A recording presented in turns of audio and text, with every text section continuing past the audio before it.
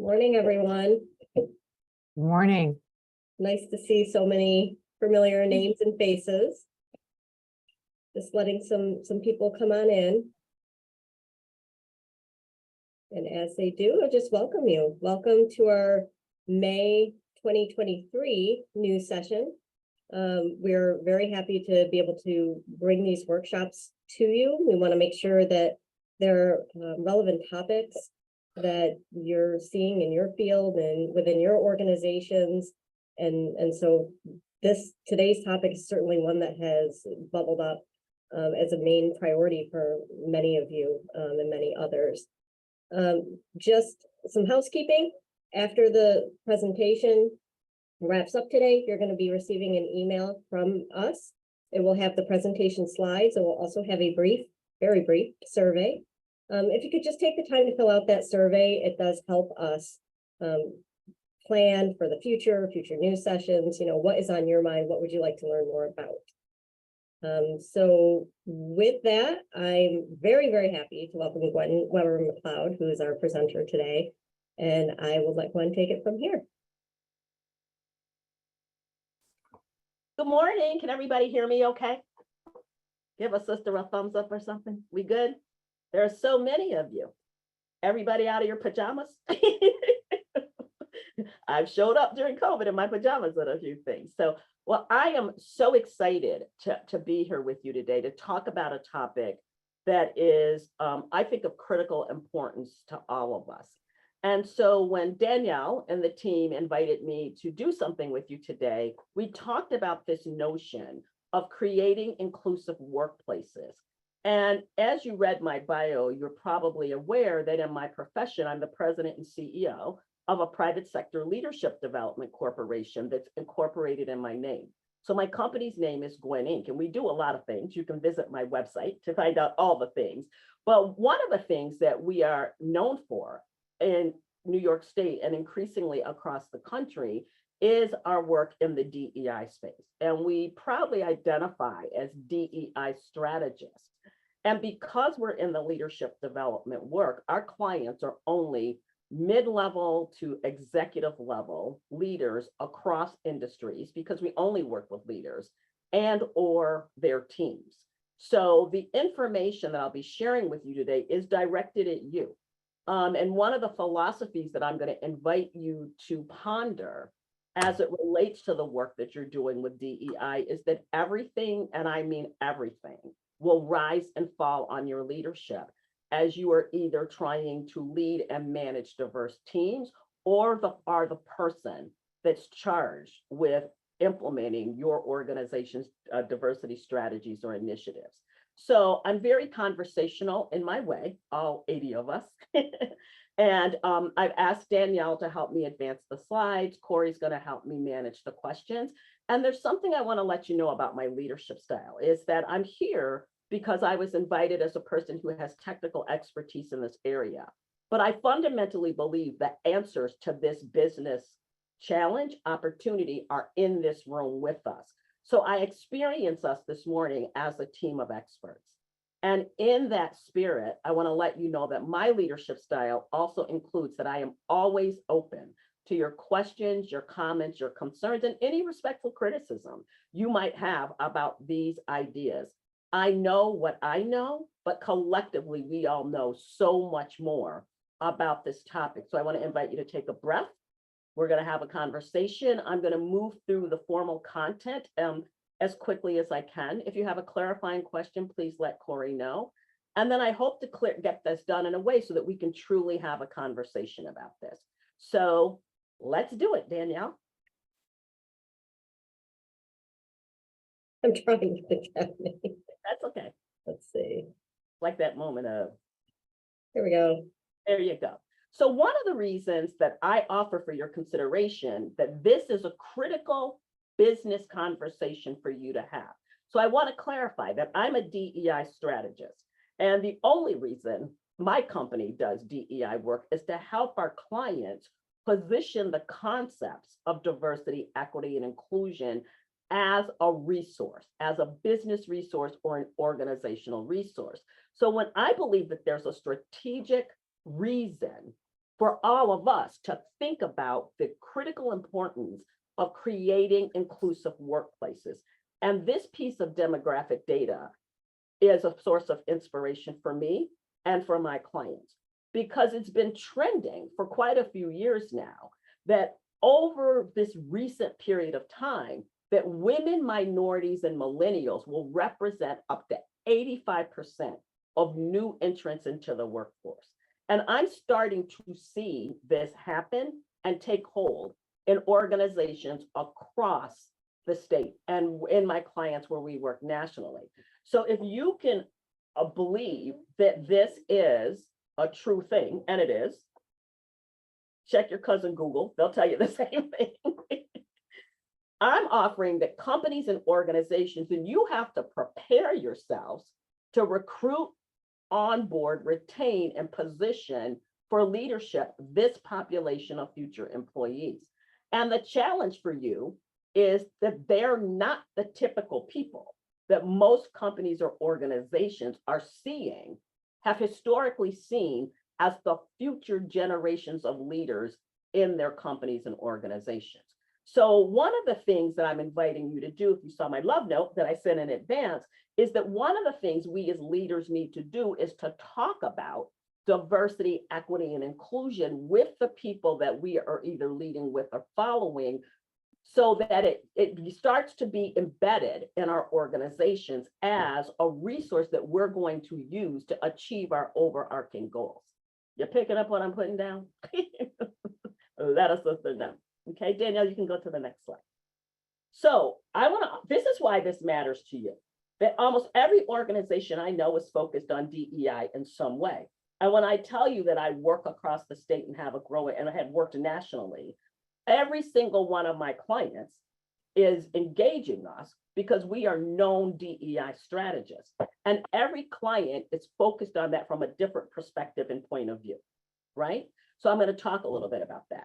The reality is that we are all seeing a hiring shortage everywhere we are.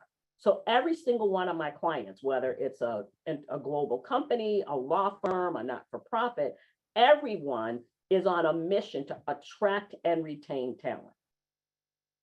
And this talent pool is more diverse than many of us have typically ever expected it to be. So what's happening to all of you is that there is an assumption and an expectation that you know how to create an inclusive workplace. Now, if that hits you some way, one of the things that I'm always talking to executive leaders about as it relates to mid-level managers is when I talk to mid-level managers, I say, why do you think you've got this job? They'll say, you know what, Gwen, now that you're talking to me about leadership, I'm recognizing that what I responded to in my interview was my capacity to do the task related to this job. But no one ever really asked me whether or not I could lead, thought about leading, much less thought about leading a diverse team. So what could be happening to you and to people who either report up to you is that there is an assumption that when we say we have to be a more inclusive workplace, that people know what that means. So I want to let you know that if you're sensing that that's an expectation of you, don't be haphazard about that. Speak directly or have a team discussion about what does that mean and what do we need that to look like in our organization? Because inclusion has a definition, but the way it plays out in different organizations is relative. I'm ready, Dana.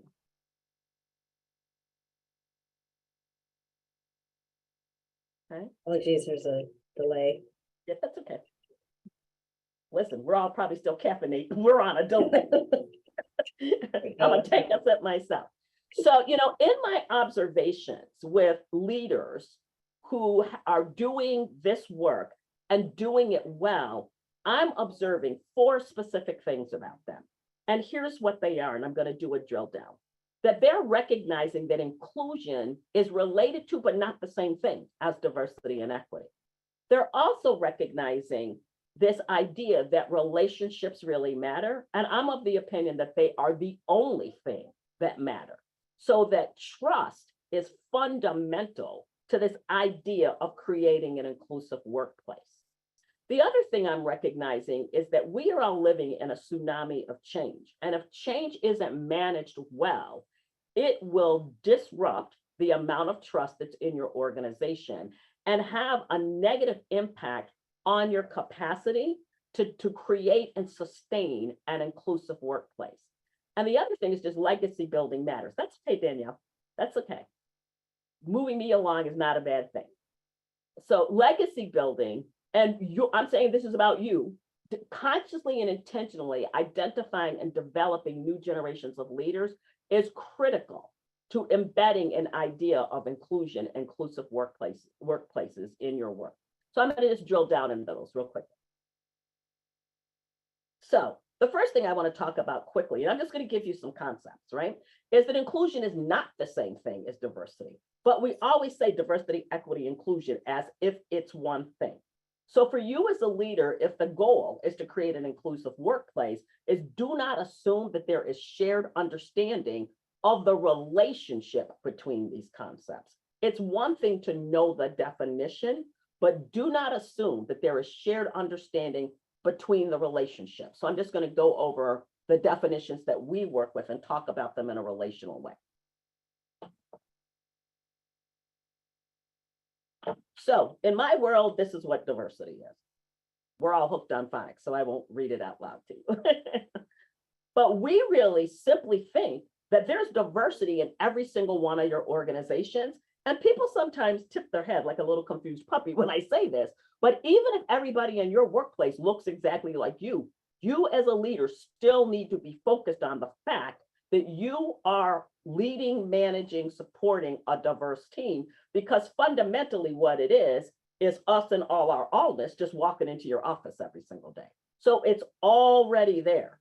It only becomes a resource when you as a leader decide to activate the dimensions of the diverse human beings, the diverse teams in your organization, and seeing their diversity as an asset and not a liability. When we're talking about inclusion, equity, I'm doing it this way on purpose. Equity is, to me, strategy work. It's like when you realize that the minute you open your doors from your staff to your customers and clients, that all of that's coming through the door, whether you do anything about it or not.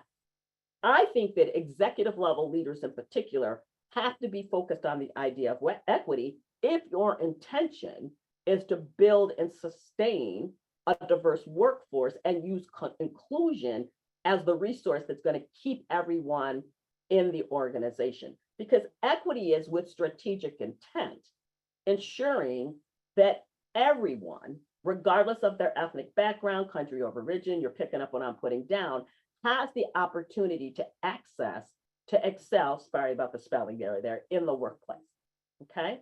It's a strategic move about disrupting obstacles that are preventing people from having equitable access to opportunity in your workplace. And the connectivity between this and an inclusive workforce is, if you're committed to an inclusive workforce, you're going to do this work. Because I'm going to tell you right now, people leave your organization when they feel like they don't have equitable access to opportunity in the company or organization. So now I'm going to talk about inclusion. So I'm going to let you take a look at that. It's a state of being valued, respected, and supported. This is why I say relationships really matter. And I believe they're the only thing that do. It's about focusing on the needs of every individual and ensuring that the conditions are in place for each person to achieve his or her full potential. This should be reflected in an organization's culture, practices, and relationships. So when I'm looking at a client organization to see where they are in the context of being inclusive, I'm looking for visible evidence that this is what they are actively doing. And I can see it. So I'm evidence-based about my leadership, not in the researchy kind of way, but if, do your words and actions match? Because here's what I want to say to you about DEI, anything, is that people hear what you say, they only believe what they see you do.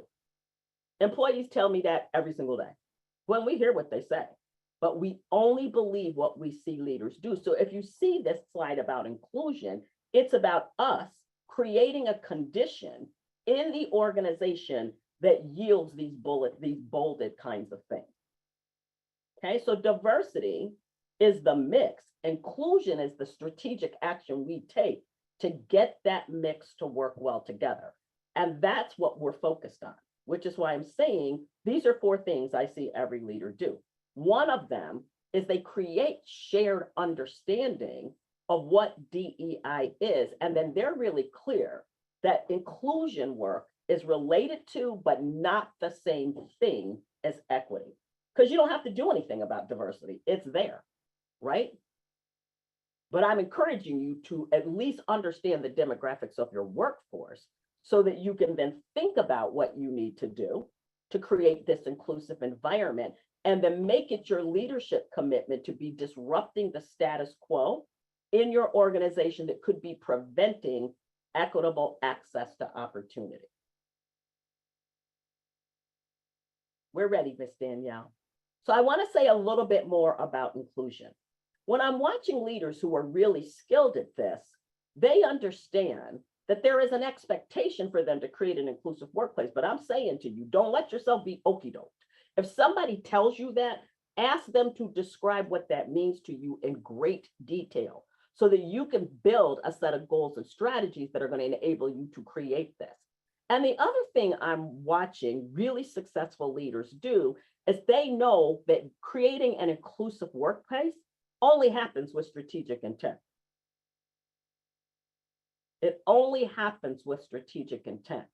And I'm observing that it helps to embrace these personal leadership philosophies if you're committed to doing this work. One of them I mentioned, 2 of them I have, right? Everything rises and falls on your leadership. And people will sometimes like, well, my employees, I'm like, if your employees are acting cuckoo for damn Cocoa Puffs, it's because you're letting them, right? Everything rises and falls on us. And what people, this diverse workforce is responding to is what you say, how you say it. Do you have integrity? Do they trust you? And that's critical to DEI because just the words disrupt the status quo. It creates low trust. Relationships really matter, and I think they're the only thing that do. I'm in global companies that have enough technology to beam in Scotty, and I'm thinking, why am I here? Then I walk in the room, and it's immediately obvious to me that the CEO is beefing with the CFO, and all of that tension is causing these really brilliant people not to be able to work effectively. And often people act like avatars are showing up in their workplaces every day. The reality is every single success you have is directly connected to the condition of a relationship you have with somebody or a team internally or externally. I'll also offer for your consideration that every challenge you're facing right now is directly connected to the condition of a relationship you have with an individual or a team internally or externally. The other philosophy that I'm encouraging you to adopt is that differences are an asset and not a liability. Because what I'm observing now is that a lot of people experience this demographic change in the workforce as a liability. So in client organizations, I'll hear things like, why do we have to do something extra to bring those people in? Right? We've been just fine. And if it's not a spoken philosophy, it's certainly showing up in every policy, practice, and the culture of the organization. So it's important for you to really reflect. Do you think that differences are an asset and not a liability? Because it's such a subconscious kind of thought that it shows up in the form of implicit bias and microaggression, which is counterculture to what needs to happen in order to create an inclusive workspace. Click on, lady. The third thing I'm inviting you to think about, I think it might be the third thing, is this idea of trust.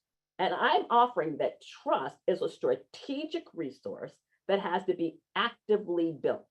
And I read this book. I literally kissed this book when I was done reading it, because I was noticing this phenomena in my client organizations, and I couldn't put my finger on what the problem was.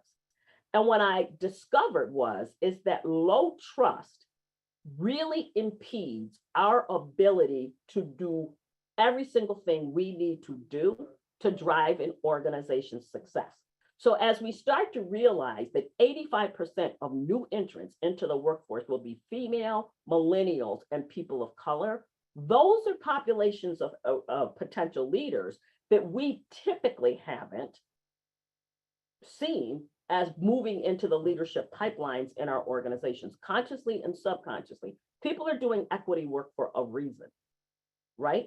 Because we're recognizing that the systems that we've all been working and living in have not necessarily expected women, millennials and younger, and people of color to be in the workforce in these growing numbers.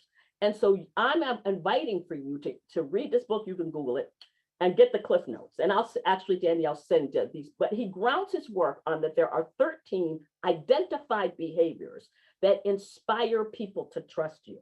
And that as leaders, our key competency has to be the ability to get people to trust you, to extend trust conditionally to people who are earning your trust, and unconditionally to people who have already earned it, and that it's your job to restore trust where it's broken, to be actively looking for broken trust, and then to do something about it. And he's saying that he believes that this is the key leadership competency in the 21st century. And I'm going to send you these 13 behaviors, and I'm going to invite you to spend 10 minutes watching the news, whatever news station you watch, because I'm having an observation that every horrific thing going on in our world right now is directly connected to low trust. And when I look at this list of 13 behaviors, I can make the connection. I'll also say that every amazing thing going on in the world right now is directly connected to someone intentionally building trust in them, extending trust to other people, and when they see broken trust, doing leadership stuff to close it. And here's the business reason for this. This is the economics of trust. That where there is low trust, it slows down the speed. Think of it as effectiveness and efficiency of every single thing we're trying to do, and it costs our organizations financially and emotionally. And it's important to think about the emotional impact of low trust, because when people are suspicious all the time of everything around them, it's a productivity issue. They are not fully present in your workforce. I can give you a quick example that I worked for a national foundation that flew people in from around the country, brought me in, put us up for 2 nights, and fed us all of that, because these high-level, highly educated, degreed folks had low trust as an issue between and among them. And that low trust was disrupting this national STEM project for youth. We spend the whole day, I introduced them to trust. In 2 hours, they were able to identify the behaviors that were missing from their teamwork that was slowing down their effectiveness and efficiency. And at that point, focused on costing them emotionally. But when I asked my client to crunch the numbers on how much money she spent to do all of that and engage me, it cost this foundation almost $25,000 to resolve an issue of low trust. So every single time you're in a meeting talking about the same thing and nothing's happening, that's a sign of low trust. Crunch the numbers. How much salary was in that room? How many hours did you spend? Right? What is the cost? The flip side of this thing is that where there are high levels of trust, it increases the effectiveness and efficiency of the team, and it drives the cost down, because when people trust you and your intent, they will pretty much follow you anywhere. So I'm offering that if it's your intent to create an inclusive workplace, trust will be foundational to doing that. Because as these new demographics of leaders enter your workforce, it breaks trust. And I'm going to give you an example of what that means and why that looks that way. I'm ready, Miss Danielle. And the other thing I'm offering for your consideration is organizational change must be managed. Okay, organizational change must be managed. And I spend most of my work dealing with trust and doing this work. Because here's what our leadership challenge is. And every time I read this, it makes me giggle. Because here's what we're really doing is that every single day, We are out in these streets persuading, he does this work in corporate environments, right? Massive numbers of people to stop doing what they've been doing, like doing, feel competent doing, and start doing something they probably don't want to do. It makes me giggle. And it's a miracle we're all alive because that's what we're doing, right? That's really what we're doing. And when it comes to DEI, that's really what we're doing because most of our organizations feel comfortable, confident, and competent doing what they've been doing. And what the manifestation of that is that, for example, I hear this all the time, there aren't any people of color in our leadership pipeline. That's usually either conscious or subconscious.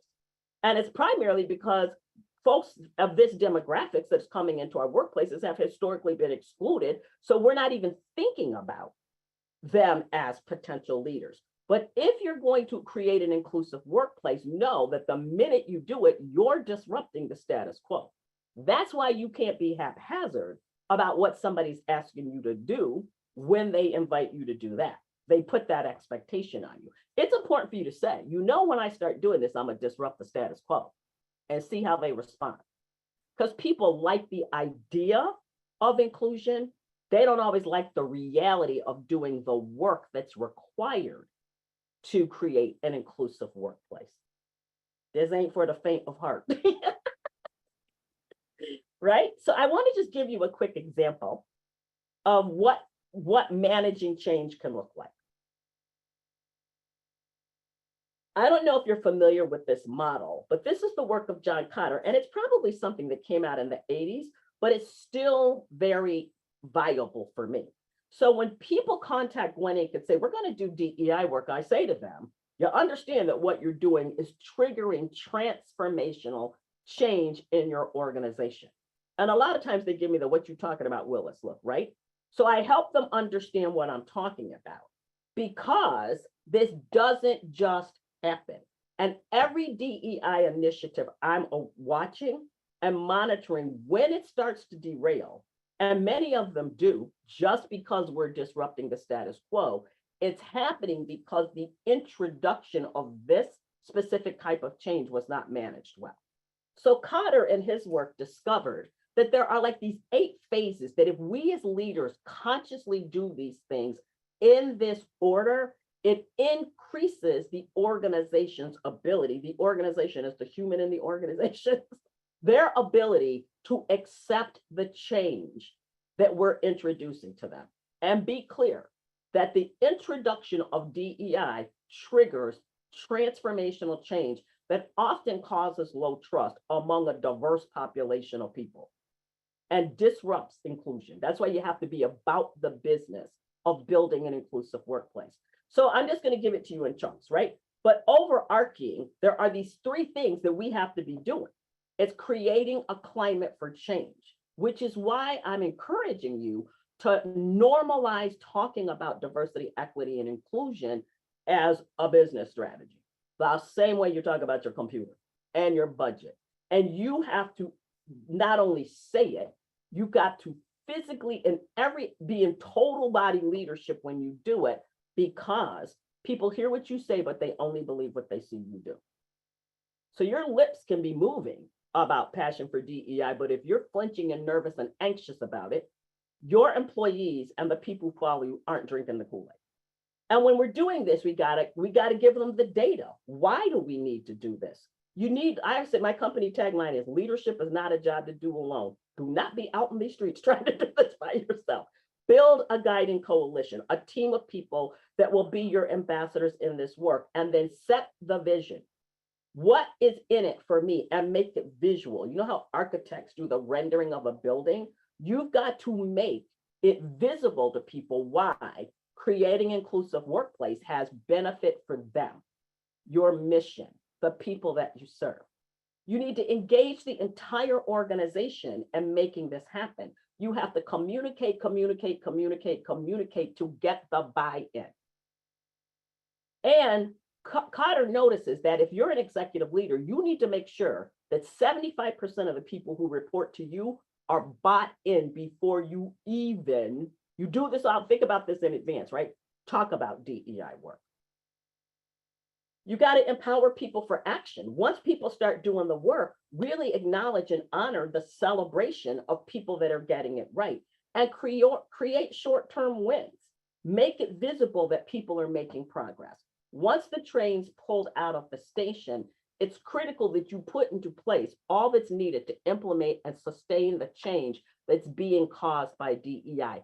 Do not let up, because you will be met with a ton of resistance when you decide that what you're going to do is create an inclusive workplace.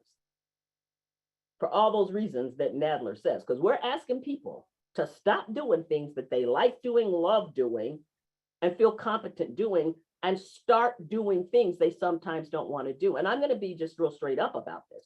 Sometimes that thing is accepting that their new supervisor or manager is younger than them, a person of color, or a woman, or somebody from the LGBTQ community, right? So there's all of these things that you have to be thinking about.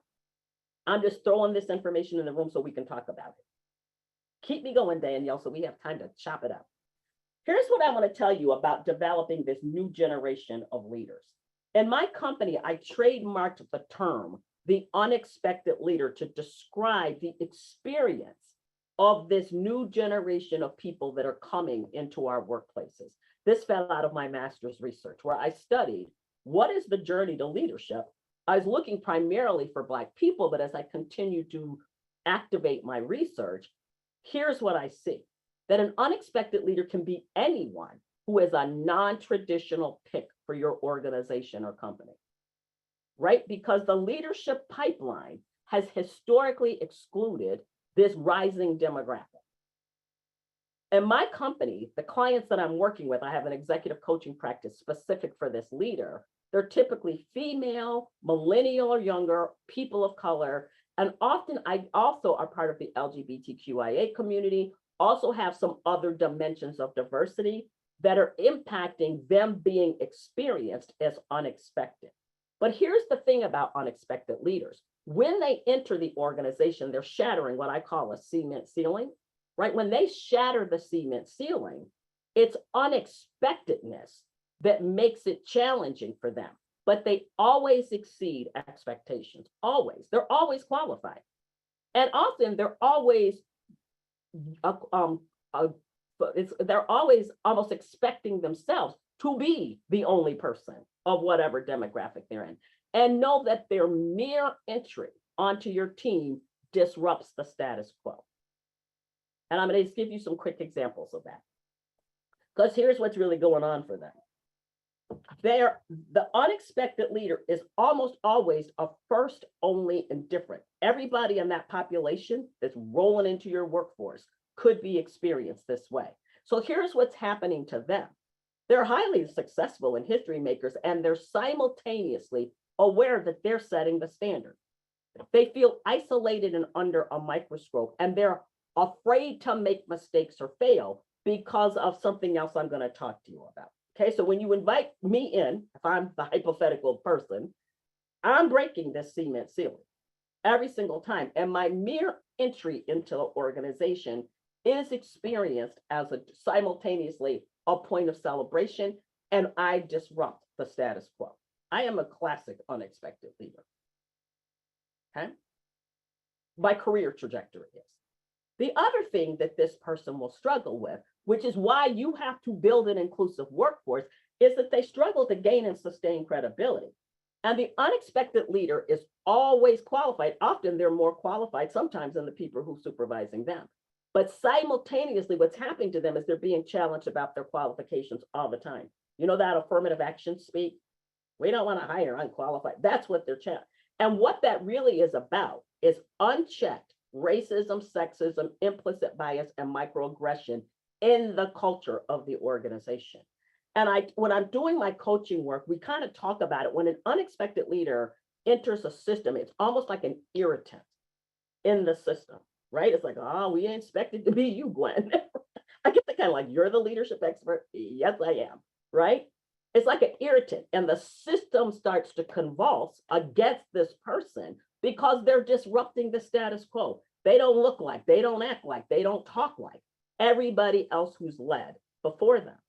So the challenge around their qualifications is often grounded in racism, sexism, implicit bias, microaggression, homophobia, whatever that is, xenophobia, all that stuff is in the mix.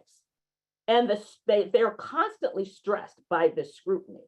And there's a significant impact about this career-long experience of being questioned about your credibility. You as a leader need to heighten your awareness about this in your quest to create an inclusive workspace. And I want to offer for your consideration, if race isn't the dimension of diversity that's causing the disruption in your organization, this could be equally true for a person who looks just like you, but for the first time, you decided to promote a 25-year-old to an executive leadership position. Y'all picking up what I'm putting down? I'm gonna need you to pick that up. And the last thing this leader is really concerned about, these new generations that we need to be developing, is this.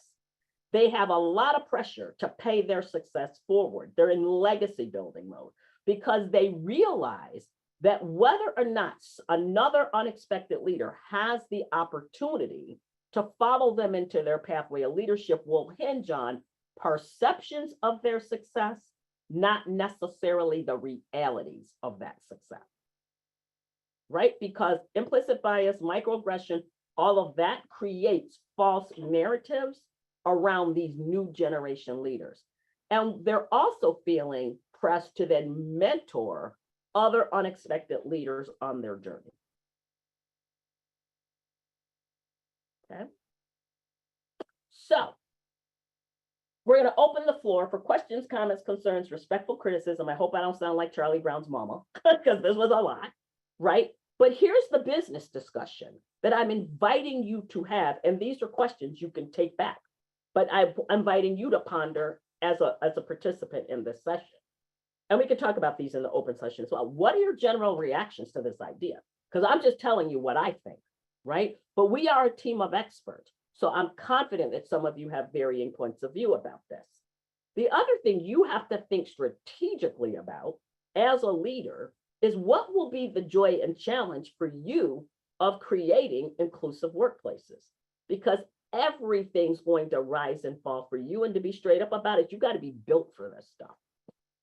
Because people are going to hear what you say, but they're only going to believe what they see you do. So I want you to reflect on, if I muster the courage to strategically create an inclusive workplace in my organization, what is going to be the joy and challenge of that for me as the leader that all of this is going to rise and fall on? And then, just on the heels of this presentation, I want to invite you sometime, I would talk about like DEI work is like building a bicycle and riding it at the same time. So if I can make an analogy, this presentation is like opening up the bicycle box and all the parts are out there. So can you do it all? Yeah, you could do it all. You just can't do it all at once. So if you're deciding to add this information to your leadership tool chest, I would invite you to think about what is one new thing you will do to make your workplace more inclusive.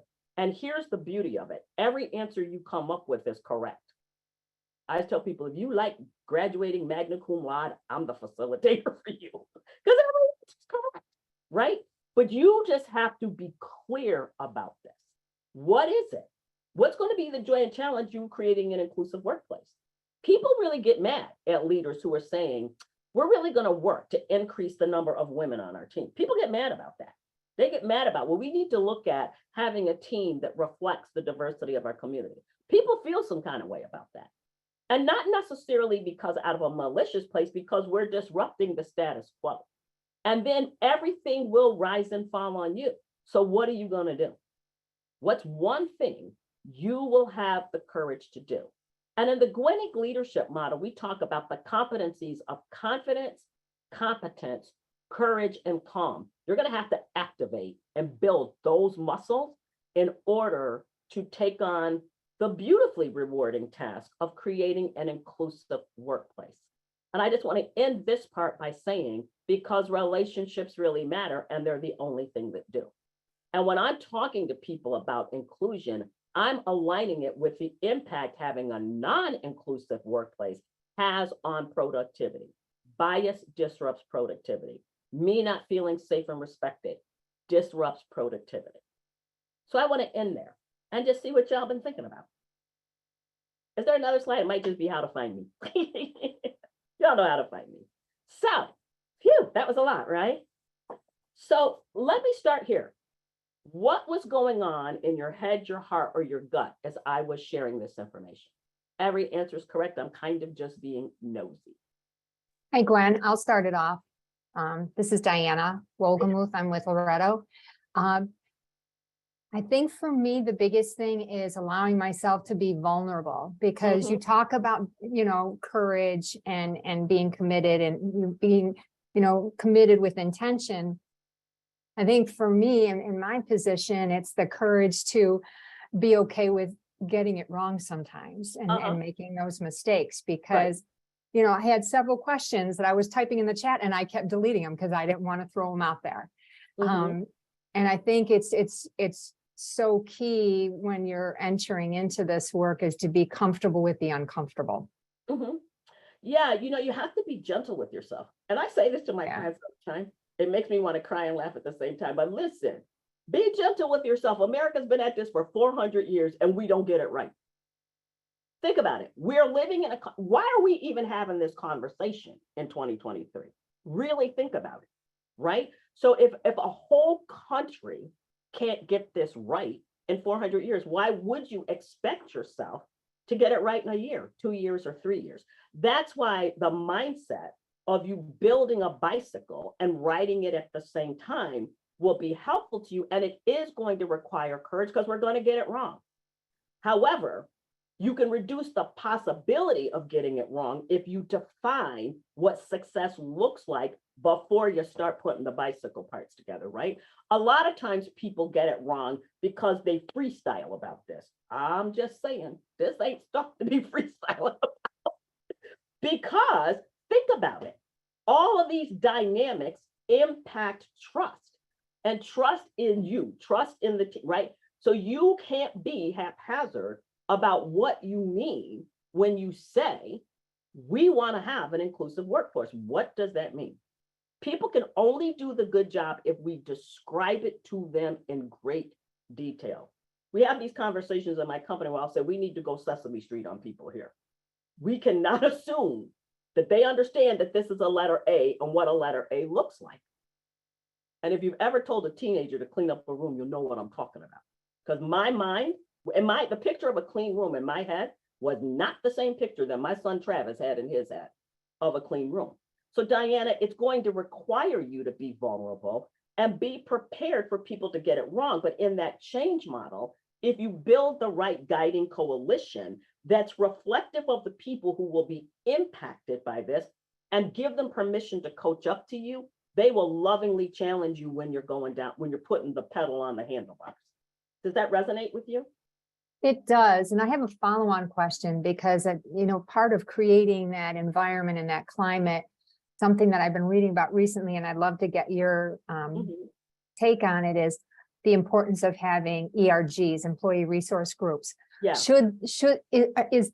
Are those groups an outcome of implementing DEI, or should it be established to support the implementation of DEI? Yeah, well, my current observation, and remember, I work across industries. So I work in law firms, we're having this. So we're all in this boat together, folks. So here's my thing. I'm observing the ERGs are the result often of a DEI strategy, because in the process of developing DEI strategies, leaders discover, for example, I say this to my colleagues all the time, I can be sitting right next to you in a meeting and I'm not having the same experience in that room that you are, because people are responding to me as an unexpected leader. You see where I'm going with that? So I think what's happening is ERG groups are happening as a result of launching a DEI initiative, because the disruption of the status quo starts to bubble to the top, that people are not having the same experiences in your workplaces. And often the populations of people who aren't having the same experience are the people who are showing up demographically in this emerging workforce. I would offer, if your organization is at just the conversation, right? Like you're pondering the notion, I would embed ERG groups into the design of your strategy for this reason.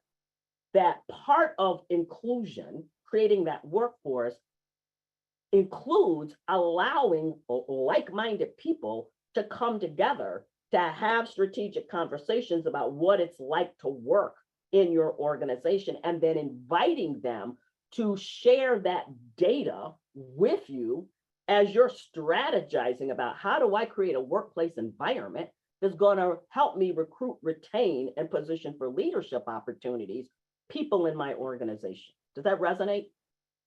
All right, because y'all know you can tell me if I'm cuckoo for damn Cocoa Puffs, because I can be. Hello, Mr. Pride, I see you. I see a lot of my peeps in here. Did that help, Diana? Okay. What else is going on in your head, your heart, or your mind? Gwen, I really loved, and of course, you've been working with ACR Health for a while now, and we appreciate it. I really love how you made it, talked about how, well, you didn't make it. You talked about how it's really about trust. And I think for us as an agency, trust is a huge issue, not just around DEI, but around lots of aspects of our work. But those things intersect. And so building trust in one area will allow us to build trust in another area. And I think they can really create a lot of synergy. Yeah. And I'm really excited to read. So I'm not a huge fan of Stephen Covey, but I'm excited to read that book. And I'm thinking it might be a great resource for our leadership team to start with. It's his son. It isn't. Oh, is it? Okay. It isn't the 7 Habits guy. It's his son. Cool. And Andrea, if I could just share a quote with you, interesting, that could spark some conversation is, so the father, the 7 Habits guy, for those of you, some of you might not even been born with that book. I'm like, I'm old. I'm looking at some of these youngins, like, you might not know who he is, but he could be your great grandfather. But one of the things, a debate that the son and the father have in this book is, the father, the 7 Habits guy, says, you cannot talk your way out of a situation you behaved your way into. We're all having this diversity conversation because we have behaved our way into this situation. But the son, after doing his research on trust, says, but you know what, Dad? You can behave your way out of a situation you behaved your way into, and you can do it much more quickly than you think, because it's about restoring trust. Yeah. That made me do a church lap around my house, actually. I was like, go Cubbies. I also, Gwen, if I can just share a very quick anecdote. We just hired a young man, an African-American young man who started about 2 weeks ago, and he came into my office after about a week, and he said, I have never worked at an agency where the senior leadership was so diverse. He goes, it's just so exciting. And like he was vibrating, because we do have a really diverse senior leadership team, which is I think terrific. And I just thought it was really affirming because he's so energized around that. And it's an example of how important this is. And Andrea, what I might encourage you to monitor is he might be an unexpected leader, dependent upon where you placed him. So he might feel really safe with you, but when he's out in the streets of your office, he might be catching hell, right? And it can be very subtle. So as you're onboarding him, that's the thing. You have to be very thoughtful and strategic about the onboarding. When you know that you're inviting someone into your organization that's shattering the cement ceiling, you need to be thoughtful, because it's not their responsibility to tap down implicit bias, racism. It's your responsibility to create a culture where people understand that like that's deal breaker behavior. Not only because it's not kind, because when you act like that, you are disrupting our ability to achieve our goal. That's why you got to be built for this, because you have to say that to people. Yeah. You can say that at home, you can't say that here. And he's totally going to be an unexpected leader. I mean, he's a powerhouse. Talk to me about that, ma'am. Because this new generation of leaders that we over time will be onboarding into our organizations will be simultaneously possibly the best hire you've ever made. And because they're disrupting the status quo, people are like, wait a minute, I did not expect you to be my supervisor. Racism, sexism, implicit bias, microaggression, and every other ism you imagine will start to happen to that person. And whether they stay depends upon what they see you do about it. They'll hear you say, we think that's disrespectful. But if your words and actions aren't matching, let me tell you, folks are marketable. Marketable. In my executive coaching practice, I would say 25% of the work that I'm doing is supporting unexpected leaders who realize that they need to go into graceful exit strategy mode. They love the organization's mission. They love the clients they work with. You're picking up what I'm putting down, but what they're not going to do is stay someplace when they might be more qualified than their boss sometimes and feel psychologically unsafe and mentally and just disrespectful. It's exhausting, right? So you have to be thoughtful about that. Like, is your culture ready to accept and onboard this diverse workforce? And it's kind of not an option if the data is playing itself out. Am I making sense? Okay. What else is going on out there, people? Because I'm just saying stuff. Gwen, I do have a few questions from the chat, if I can All get to those too. So Please do. the first one that came in was says my intent is to be a leader to the teenagers in our community and our environment, give them the skills to recognize and be inclusive. Do you have any advice for being a legacy to teenagers? Yeah, I do. And I actually spent a lot of my career doing that. And the teenagers I did legacy building with are some of the most successful leaders in our region right now. You know, young people are a lot smarter than we think they are. And they have more receptivity to the ideas, the concepts of diversity, equity, and inclusion. And I think the way we legacy build with them is to start teaching them the skill sets, the kinds of skill sets that I'm sharing with you right now. Because everything that's relevant to us as adult leaders will be relevant to them as they're emerging as leaders in their middle schools, their high schools, in their homes, and in their communities. They have the capacity to understand these ideas and act on them. And I work with very successful teen leaders who kind of innately, intuitively get this. So I help them become more conscious that what they have is a set of game-changing competencies that will position them for successful careers. So I would say, don't be afraid to lovingly challenge and engage teenagers in the conversation about not only are you the future of leadership in our community, you are a vital asset in this community. Because I think when I look at our region and I look at Syracuse in particular, I think part of the challenges Syracuse is having around young people is, I always hear that Whitney Houston song in my head, right? I believe the children are the future. I think philosophically people do. What's less clear to me is, do we believe the children in Syracuse and Onondaga County are a vital asset? Vital like the way we think Micron's an asset.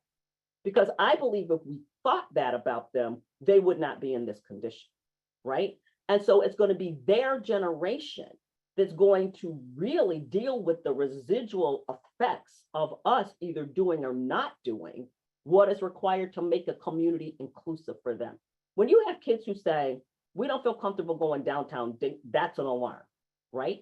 So yes, teenagers have the capacity, and we should be encouraging them to develop leadership skills of this nature, because they really are the ones that are going to have to deal with the residual effects of our ability or inability to address the issues in communities that are not inclusive. That person can give you a thumbs up and let you know if I did a little TED talk. Thank you. About that. What other questions? Yeah, so we have the next question is, what are your suggestions to enhance communication between boomers who might be senior leadership, colleagues and staff who are millennials, Gen Z? They may see the world differently, especially when it comes to technology, behavior, expectations of work, and promotion. You know that leadership philosophy that I suggest that you adopt, that you view differences as an asset, not a liability, that will be helpful to you. Because what I'm watching in the intergenerational workforce is people of my generation tend to think of millennials and younger as a liability to the company and not an asset. And they'll say things to me like, they don't have a work ethic. I go, oh no, they have a work ethic. It just doesn't look like my 67-year-old work ethic, right? And so that's what I'm saying. You can't be out there going, come work for us. We want you to come. And then I get there because I'm saying to you, you know, we could have done this whole meeting via email. You're mad, right? If you're the supervisor, you can't behave. Anger cannot be the response to something that's true for them. So it's truly about having a conversation at the executive leadership table. Like, do we see the millennials and younger generations as an asset to the company or a liability? Because what they say to me is the words and actions don't match, Gwen. That's what they say to me. The company says, oh, we're excited to invite you in. But then when I say, you know, could we explore doing this meeting virtually or by email? People are acting like, you daggone millennials, right? Because millennials disrupt the status quo. And check yourself. How do you experience them? Because just generationally, they are experienced as an irritant in a system that's worked in a traditional work way, which is why if you're observant, a lot of them are hybrid entrepreneurs. They have a 9-to-5, and then they also have a side hustle because they are thinking they're feeling like they're being treated like an irritant in your system. So I would encourage, that's a strategic business conversation to have at the executive level. Do we think these young folks are an asset or a liability? And what do you think they're thinking of us? Because many millennials say to me that when we think our company likes us, they like the idea of us, they don't like dealing with the reality of us. Gwen, if I can just add, this whole sort of what I see as a disrespectful conversation about the quiet quitting when people are putting healthy boundaries around work. And like this whole narrative we've had since COVID that, oh, all of a sudden this generation is quiet quitting because they're working only the hours they're assigned to work. I grew up in an era where you just do it, and I still sort of struggle with this, like, I'm available all the time. I say yes to everything. And I think part of this adjustment is to be respectful of the whole person for all of our people. And recognize that it's not just a work life that matters, but all of their lives, and to sort of do this sort of nasty, like, oh, they're not committed, or they don't care, or they won't work, is I wouldn't want to work for somebody who felt that way about me, and I wouldn't give them my best. So let me just say this to you, because this is true. Remember, I said people hear what you say, but they only believe what they see you do. People also feel from you what you think about them. So I doubt any of us are walking around like, these millennials are on my last nerve, to their face, right? But when I say to my millennial clients, my coaching clients, why are you saying that? I'm like, is your boss literally saying that to you? They'll be like, no, girl. But every time I sit with them, it's the body language. It's the not giving me eye contact. People will feel from you what you think about them. So if there is interesting tension in your organization around different generations, don't act like that's just some social experiment. That is having an impact on productivity. It's breaking trust, and it will slow down effectiveness and efficiency, and it will come at a high cost. And for some companies, the cost is having to constantly deal with the turnover of high potential millennial leaders leaving you. That's what it is. Anything else out there? I'm open to it all. That work for you?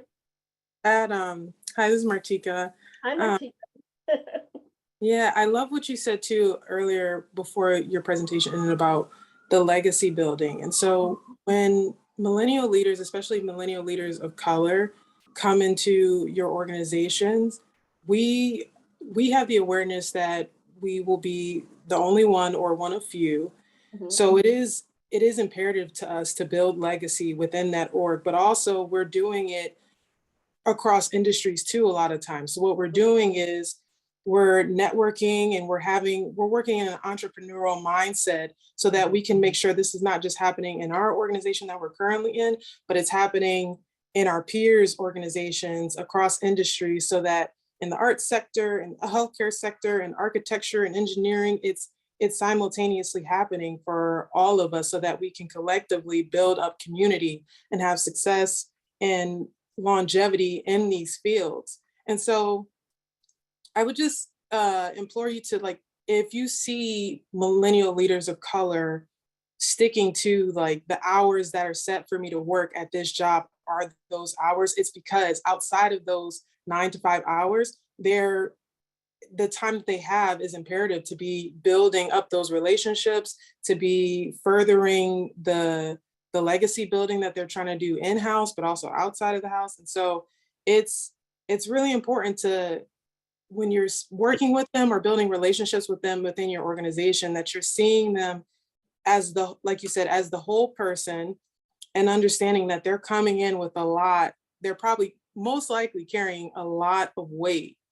And so it's also about just, going back to building trust and treating people with grace, and having, personable conversations, so that you can really see, or you can like invite them in to be comfortable in their whole selves and what they're dealing with. So yeah. That's so powerful, Martika. And I think it's really smart, the women of color that I'm connected to, we are, and consciously and intentionally, I'm watching millennial leaders of color do this too throughout the region. We're creating an ecosystem of us, right? And, Diana, back to your ERG group, we are intentionally creating an ecosystem of us. And I was honored to be selected as the cover for the Central New York Community Foundation's Living Legacies magazine. And it was around the fact that I've decided to put my legacy in action before someone's at Fort Hill Cemetery over my grave going, she was great. I want to see that happen now. And so know that all around you, younger people are creating an ecosystem in and out of their organizations, because they might not have had language. Now you do, Martika, right? Unexpectedness. They are constantly navigating and now deciding to claim their careers and to move in ways. So it's important to be thinking about that. And that's why we have to be honest with ourselves. Do we experience difference as an asset or a liability? Because even if you're not saying it, people will feel it from you, your company policies, your practices, the way they're heard, not heard. All of that is at play. And I can't say this enough. If racial diversity is not present in your organization, trust and believe there's still a ton of diversity there. And everything that I'm talking about, it automatically takes us to people of color, is happening in your organization too. I grew up I went to Carthage Central High School before there was a Fort Drum, okay? There were tons of diversity in my community and in that district. And we were the first real live Black people. So I saw a hand, and we've got some more time. So what's going on? Any questions out there, Corey? Yes, we do have 2 more from the chat. So And then I saw someone's hand out there somewhere. what are some of the ways for those not in top leadership that can manage up to help promote inclusive workplaces? Well, first of all, I would like to say, if you are an executive leader, I'm inviting you to flip a switch from resume building to legacy building in your own mind, right? Like I was able to flip that switch when I was 40, because I had a ton of success in my 20s and 30s. So one of the things as executive leaders is don't be haphazard about building your own legacy, right? If you're a mid-level manager, claim your career. That's what I'm inviting you to do. Claim your career. Decide who you want to be as a leader. Think about what, allow yourself to really imagine, where do you want to be in the next 3 to 5 years? And then tell somebody that that's what you're wanting to do. Performance evaluation, formal and informal, is a great time to have this conversation and talk up about how this organization can help you achieve these outcomes for yourself, right? Because if you do not assume that people are getting you the way you want them to get you. I think that mid-level managers should deliver a personal State of the Union address all the time to the person they work for, And especially during performance evaluation, don't let people be confused about who you are, your leadership style, and your aspirations. Because, and we're talking a lot to not-for-profit leaders, that whole idea of mentorship and sponsorship that we see in corporate models is as important and powerful in the not-for-profit sector. And here's why. And I want to offer this inspiration up, because when you do your work and you do it really well, you literally change the trajectory of generations of the lives of the people that you serve. And the only way you get to that outcome is by having an inclusive workforce that allows a philosophy to be a play that none of us is smarter than all of us, that's inviting diverse leaders in to be part of the strategy, driving the outcomes of the organizations first versus siloing them as technicians. Am I making sense? There are I know a lot of mid-level managers that could be the CEO of their organization now. Sometimes I'm thinking you should be the boss. Maybe you should be the boss. Let me talk about this, right? But if you're a mid-level manager, claim your career. It's your birthright to literally pursue and achieve anything you want to achieve. But you got to be smart and strategic about it, right? So, and I'm going to tell you this, if you're an executive leader, a mid-level manager is only going to have that conversation if they believe that you see them as an asset and not a liability. I talk to smart mid-level managers every day. They have literally some of the most brilliant ideas I heard. I'm like, why aren't you saying that to your supervisor? Well, I don't think they care about me. Are they telling you they don't care about you? No. Why do you think that? Because they act like they don't care about you. And it's not intentional. 99% of us wake up every day wanting to create opportunity and equity. There's literally about 1 to 5% of us that should probably be given to the universe because you can't do nothing with them. But it's because of busyness. It's because of a lack of awareness. It's because a lot of times executive leaders, instead of acting like strategists, act like sophisticated frontline managers, right? They manage, they don't lead. So if you're a mid-level manager, get yourself on the radar of the person you trust the most in your organization and share your aspirations with them. And then make sure you do it in your performance evaluation. To whomever asked that, I hope that helped. Claim your career. And Gwen, I'll give you the last question from chat was, how do you balance making an immediate impact, but also sustaining long-term change within your organization? Do you kind of have a recommendation for first steps? Yeah, I think part of it's mindset. Right? Because what I'm experiencing about people that are doing DEI work, they want it to be an instantaneous kind of thing. And I think they want it to be an instantaneous kind of thing because it's like a to-do list item and not a business strategy, right? So I think it's about mindset. I think that whole idea of developing a strategy that goals and strategies that are grounded in your mission, vision, and values, and to do it in a tighter window of time.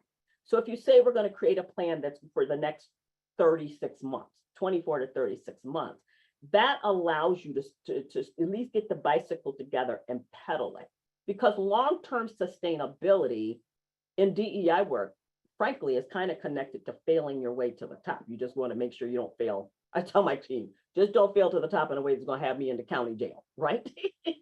You've got to test your capacity to take risk and deal with risk, right? So we want immediate gratification a lot of times. And to be honest with you, because in a lot of my client organizations, just talking about this is an irritant to them. And part of it is because sometimes there's a philosophy, like, why do I have to do this? But a lot of times, I think Diana hit something. It's people feel it's like an irritant because they're afraid to make a mistake. I'm offering, if you make the plan and work the plan, it reduces the possibility that you will make a mistake because you're going to be moving the organization in a direction with a value for DEI as a resource, embedded it in a way. So that you have to have courage if you're going to do this work, because you will make a mistake. You will offend someone, right? All those things will happen.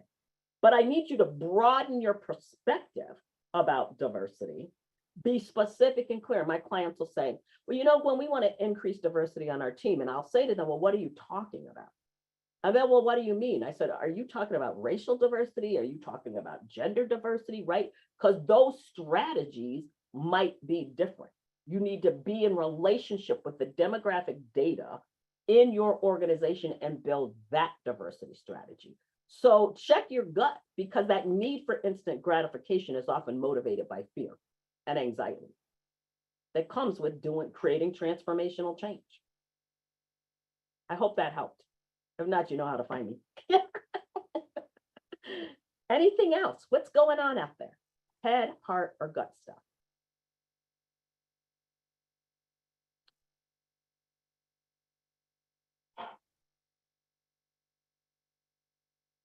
Karen Mahali, were you raising your hand? I did. I did. I just really love the idea of being intentional and relationships mattering. I think it's a key concept and everything, I guess. And one of the things that I find is that in my organization, you know, we've been trying for we're going for 35 years to include everybody. Mhm. So it means taking a look at and understanding the specific ways that oppression hits every single person in whatever identity it is. Mhm. And that's a lot of work Yeah. to want to include everybody. I mean, the joy of it is that it is incredibly joyful to Mhm. be in community, but it also means that the opportunities for microaggressions happen all the time. Mhm. And it's, what am I trying to say? I guess, you know, part of the thing is, one of the intentionality thing is, like, say around, we have a strong community to disability connections, and we'll say, well, we have an interpreter, but no deaf people come, right? Well, that's not enough. Just Mhm. having an interpreter at a concert, what really matters is, do you have a relationship with the deaf community? Otherwise, it's not. So I feel like understanding the relationship part is one of the hardest thing that I find to instill in an organization. Mhm. Yeah, that's And yeah, so it's just sort of a comment that, and it being intentional, like it's Mhm. not like we have open hearts and we want the world to, you know, kind of like, you know, we want the world to sing, you know, what we have to do that work, and intentionality is work. Yep. And I always say, I think a lot of people think about DEI work, they get stuck in sort of the social action piece of it, right? I think that's beautiful, but I'm going to lovingly say this.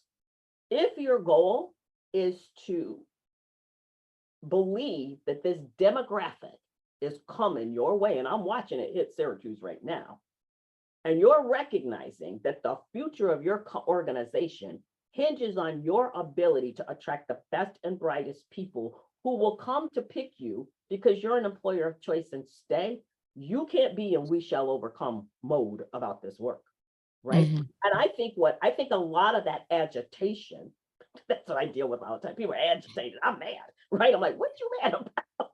That agitation comes from because it is hard work. So Karen, I want to just say this for the group because you're saying something. That psychology that, oh man, it's so hard work, such hard work to be open to everyone is exactly why we're here. Mhm. Because the people that can say that have had the privilege of not experiencing what it's like to be an unexpected leader, what it's like to try to be successful in environments where you have been historically excluded from, what it's like to have the courage to be the person that shatters the cement ceiling.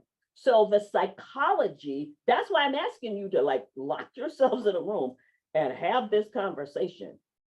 Do we really experience differences as an asset and a liability? Or like, you need to ask yourself, if I'm going to put this stake in the ground, am I built to deal with the joy and challenge that comes our way? I did some work with a very high level organization. And in this group, there were board members who were trying to wrap their minds around this DEI thing. So the organization had put a stake in the ground. And so one of the things I said to them is like, your words and actions have to match. And they're like, what do you mean, Gwen? I said, you can't be in this room shaking your head like, yeah, I believe in DEI, and then be at the country club talking about, well, wink, wink. I don't know, you can't do it, right? And so that's why I think a lot of people like the idea of creating an inclusive workplace, but unless you test what the reality of that's going to be like for you, what you're probably going to discover is you may not like the reality of doing it. The business question is, what is the cost to your organization for keeping that problem of not creating an inclusive workforce? It's in your data. It's in the data of every person that leaves your organization. It's in the data of exit interviews. It's in the data of how much it costs you to recruit and hire someone who might leave you in 24 months, right? And so, yeah, it's hard work, but there's a difference in going, it's hard work, right? And say, okay, listen, it's gonna be hard work. What are we built to do, right? Because you can do it all, you just can't do it all at once. And if you're gonna put a stake in the ground, put a stake in the ground that you have the confidence, competence, courage, and calm to stand by, because you will be challenged. All my white colleagues who are like legit diversity accomplices and allies are getting their behinds kicked every day. Right? All the time. Why are you standing with Gwen on this? She's the disruption. They're like, let me tell you why, right?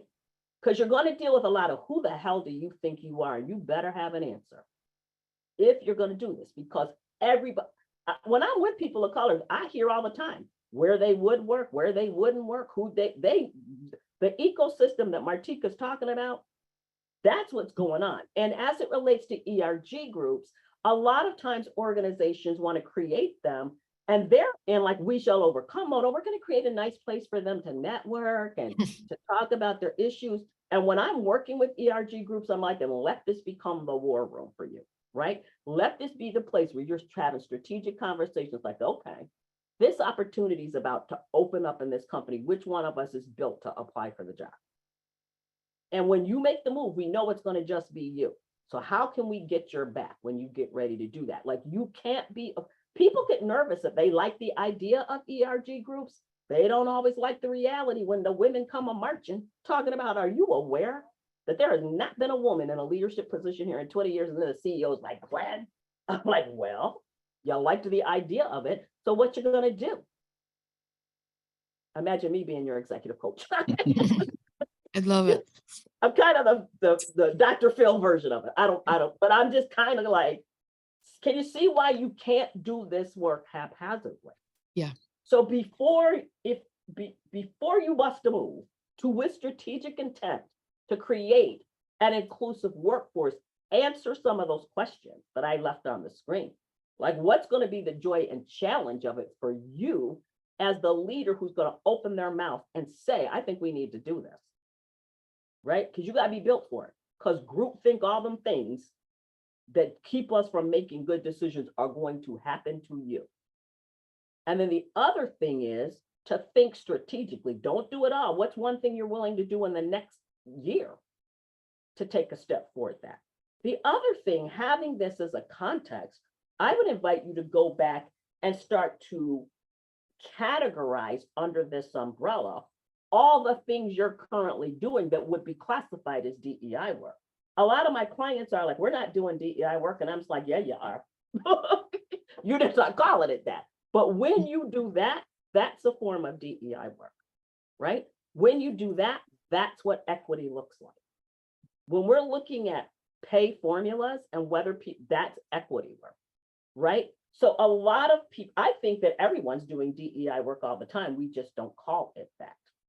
So when you're doing it with strategic intent, I think it's important for you to reframe the work that you're already doing under the concepts, I gave you 3 definitions of diversity, equity, and inclusion work so that you can get clearer about what is it that we're trying to do. Because you need to say what you mean and mean what you say. Euphemistically, what people are often telling me is, well, what we really want to do is increase the number of Black and Latino people in our organization. Euphemistically, they'll say, we want to increase the numbers of people of color in our organization. I'm like, who are you talking about? And they were looking at me like, what do you mean? Because if you look at the data, there might be reason from a doing business point of view to focus your energies in a direction. I have a client who's decided that what they want to do is increase engagement with Black and African American communities. This is down in New York City, in their region, because they're seeing an increasing number of service. It's an organization that helps kids to children out of their communities, but don't feel that they're engaged enough with the Black and African American community enough to have enough insight, experience, and perspective in their boardroom and on their staff. Can you see how that's a very tactical move? So that's the strategy we're working on. So when you're saying people of color, who are you really talking about? Right? We want a more inclusive workforce. Why? I gave you reasons why, but you need to ask who you work with. Why do we want a more inclusive workforce? Do not assume. And do not assume that inclusion is the same as diversity and equity. I'm about due for a respectful challenge. My sister says, Mommy, my daughter says, Mommy, the way you talk sounds like you think you just know everything. She was in college, so I couldn't this is what you get when you're, and it's kind of true. My communication style is very tell-oriented. I'm just saying stuff, honestly. Anything else? Gwen, do we have time for one more from the chat? We sure do. It's your party. I'll say it. I'm used to closing a few bars in my life, Corey. I can close this one too. Go right ahead. Perfect. So it says, how can or what is the responsibility of an organization to support unexpected leaders as they engage with an organization, external constituents? How can we hold organizations accountable to this? Say that again. Yep. So how can or what is the responsibility of an organization in their support of unexpected leaders as they engage with an organization's external constituents? You know, is that the whole question, Corey? Yeah, it just says, how do we hold organizations accountable for this? No, I asked that because I'm a master interrupter because I get so excited. So I've taken to putting myself on mute. I think this is a really powerful question, and it's really critical to creating an inclusive workforce. So I'm going to use a segment of my clients. I work in a lot of law firms, right? And law firms, when you're a lawyer, the way you become successful is that the established attorneys refer business to you while you're in the process of building out their clientele, right? But here's the thing, that when that new attorney is an unexpected leader, you have to be conscious of how that person is going to play in your traditional client base. Does that make sense? So a lot of women attorneys struggle building their client bases because the men aren't used to referring their client to a woman or a person of color or someone who's 25 and brilliant. And so when you're hiring someone who is having an unexpected leader experience. So no, that's not the title for a person. They're having an experience. I am unexpected in a certain way. People never expect me to be the leadership expert, but I want you to get that because labeling can disrupt this. So I really think that's what I'm talking about. And a lot of times, unexpected leaders, regardless of the dimension of diversity they're impacting, are privately in our ecosystem saying, okay, girl, I'm about to go meet with this new client, and they've never had someone like me go in and represent this company. So we need to make sure that when we're onboarding people, that we're being clear about what we're setting them up to do. It's not that person's job to make the client comfortable. It's your job to be walking around because you mean it, acting like that. The Gwen Weber McLeod is the best, most brightest employee you've hired, and you're thrilled to walk them into an external client, partner or organization's business to do business with them, and kind of leave them some and you better not mess with them energy. You set the tone for how your leaders are treated outside of your organization. I'm hoping I'm getting that the way you intended for me to get it. But yeah, when you're a first only indifferent, remember that you're deploying that person into environments where they're once again going to possibly be experienced in that way. And so that's why I'm saying people like the idea of it, but they're not always aware of the reality of it. And to be honest with you, many people that fall in that category they're dealing with this in silence. They're not telling you it's happening to them. They're doing what Martika and her brilliant group of colleagues are doing. I watch Mr. Pride and a couple of other young folks that I keep my eye on or mentor. That's why they're creating the ecosystem. So they can go in the ecosystem and go, girl, let me tell you what happened. And somebody will say, girl, that happened to me. Let me tell you how I navigated that. But it's your job to create the culture. Because if I hear diversity hire one more time, I'm like, well, I don't have any hair to pull out. But right, that notion, oh, we got a diversity hire. Can you see how that already sets up a dynamic around that person versus you saying, I am so honored that we attracted this really smart person to our organization, and recognizing that they may not be having the same experience as their counterparts. And it's incumbent upon you to set the environment for that person to succeed. That's why I'm saying everything's going to rise and fall on you. And if you're not built for it, don't do it. Seriously, better you take the time. Or if you're built for it, but you can't get 75% buy-in from your leadership team, because I am watching young women, millennial people or younger, people of color, leave organizations in droves. And they are the most talented, experienced, young folks, people I know, women of all ages, younger folks that I coach and mentor, and established and emerging leaders of color are choosing to leave organizations in droves because the environment isn't inclusive. And that's your loss, because it's coming at a high cost for you. Crunch the numbers. Well, I think we're on the edge, and I know I might be the only thing between you and a next meeting and a sandwich. You're hungry. So Corey and Danielle, can I make quick closing remarks and then I'll let you do it? So first of all, I want to thank you all for giving me the opportunity to share these ideas with you. They literally are just my perspective and what I'm passionate about at this point in the legacy building of my career. But if I can leave you again and repeat something to you, is that it's so important for you to think about this idea, not only because the demographics are coming your way, because in the end, relationships really matter, and they're the only thing that do.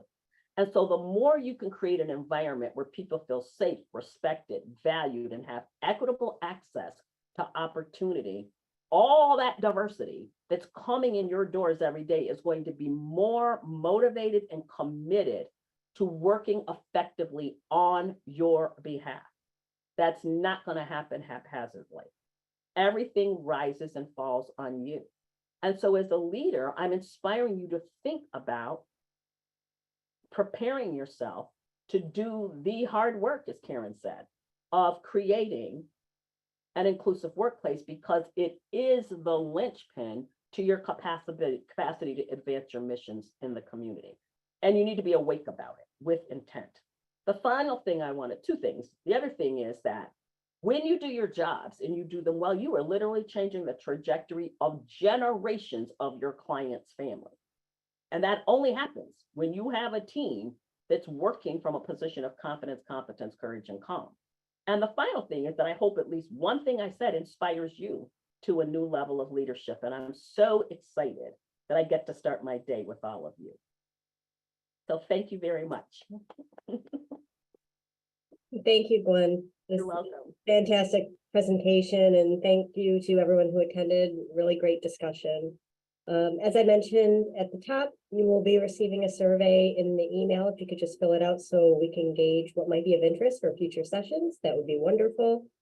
And we do have one more session coming up June 27th, and it is Grant Writing 101. So keep an eye out for that one too. And of course, if you have any suggestions outside of a survey, we're available anytime. Thank you, Gwen. Bye-bye. Have a great day, everyone. Stay out in the streets being great. Proud of you, Raekwon Pride.